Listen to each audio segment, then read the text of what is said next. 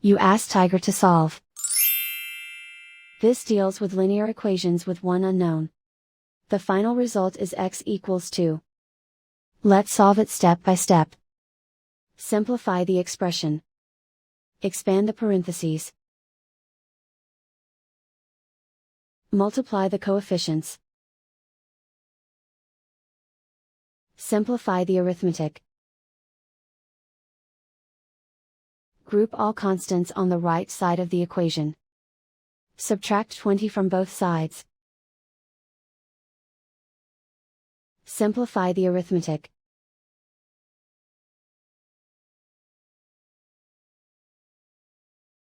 Isolate the x. Divide both sides by 30.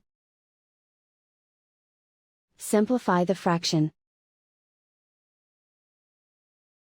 Find the greatest common factor of the numerator and denominator. Factor out and cancel the greatest common factor. And so the final result is x equals 2.